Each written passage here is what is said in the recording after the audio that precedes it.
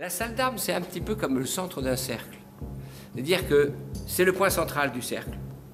Un lieu où on travaille, un lieu où on recherche. Qu'est-ce qu'on apprend dans la salle d'armes? La syntaxe, la grammaire, l'orthographe de l'escrime. Vraiment. Et à partir de là, on est libre de travailler toutes sortes d'escrimes. Quand on rentre dans la salle d'armes, je dis ça à mes élèves, on a 12 ans et demi. Voilà. Il faut avoir une âme d'enfant. Notre rencontre avec Patrice Camoni s'est faite à l'Institut national des sports. Et en 1990, on a fait notre première collaboration. On a énormément collaboré ensemble. Et 2 ans après, on a créé la salle d'armes. Il y avait un réel besoin pour les comédiens d'avoir un lieu où ils pouvaient s'entraîner. Un lieu où ils pouvaient répéter des combats d'escrime. Pour les acteurs, les comédiens, les chanteurs, les cascadeurs, c'est un lieu où on étudie la syntaxe, la grammaire, l'orthographe de l'escrime. C'est un lieu de recherche. Bien sûr, c'est le résultat de notre travail de chorégraphe, de notre coopération. Pendant plus de 40 ans, Patrice faisait ses combats, je faisais des combats, et nous faisions ensemble également des combats.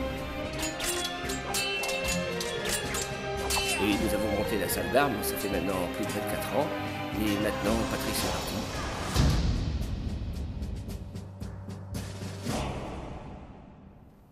Je continue donc l'enseignement à la salle d'armes, et bien sûr mon travail de chorégraphe.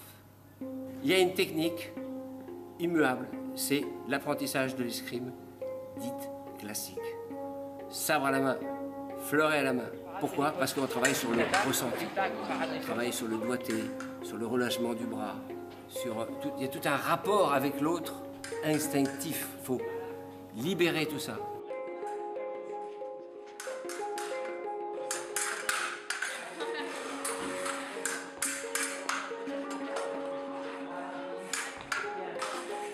Pourquoi le sabre et le fleuret? Pourquoi ces 2 armes d'étude? Car ce sont des armes d'étude. Elles permettent de ressentir le pourquoi de l'escrime par l'apprentissage d'une réelle technique et non pas factice. Alors bien sûr, ceci dans le but de travailler sur de réelles sensations d'escrime.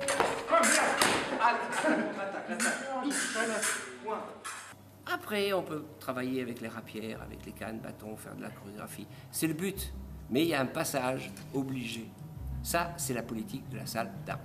Ma première approche est construite sur le ressenti.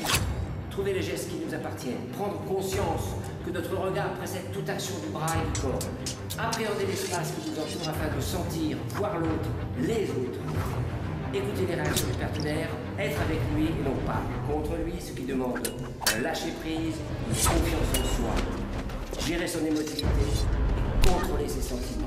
Dans un combat scénique, nous sommes inévitablement reliés au partenaire.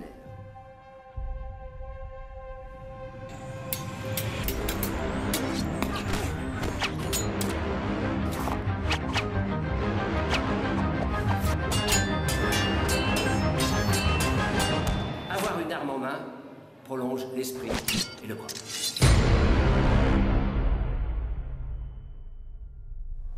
Une fois qu'on a des acquis techniques, on est libre.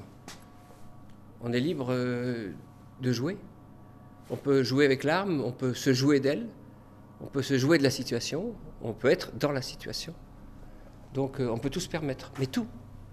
On peut faire des combats humoristiques, des combats sérieux, des combats allégoriques. Dans le comique, l'approche, c'est le clown. Voilà pour vous. On peut faire des combats ubuesques, des combats absurdes. C'est en moi. Par un avis aussi. Aïe, ouille, la vache. Dans des situations comiques, burlesques, si on peut rajouter de l'acrobatie, c'est absolument génial.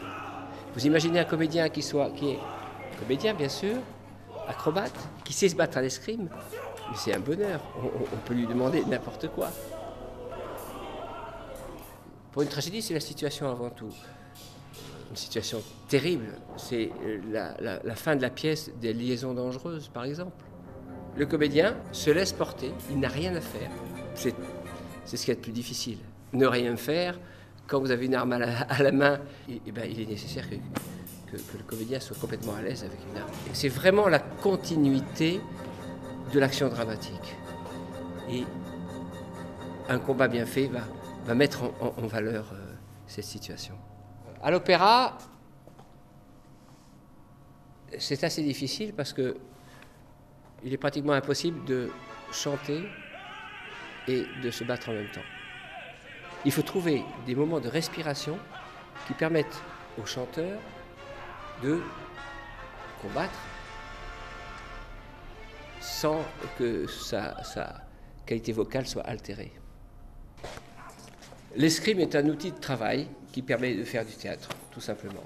Il se décline de manière différente. Il peut se décliner, par exemple, le Cyrano de Bergerac. Il n'y a pas un Cyrano, pourtant c'est le même duel. C'est la même situation, etc. Il n'y a pas un Cyrano qui se ressemble. Moi, vous espériez me faire au dos, j'ouvre la ligne.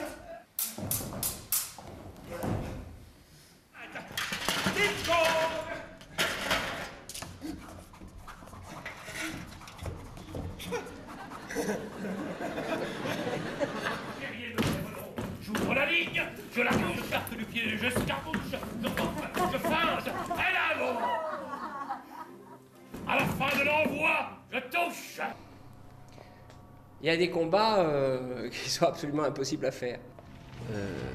Ce que j'appelle moi un combat allégorique, qui ne sont pas du tout réalistes, et en même temps qui respectent la situation.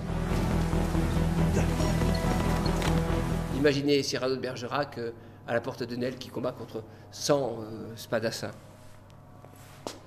On ne va pas faire 1, 2, 3, c'est une image très très très forte qui doit ressortir de ça. Très très rapide, comme un éclair. Quand vous faites un combat d'escrime, on est dans le présent. On est dans le moment présent, on est obligé d'y être.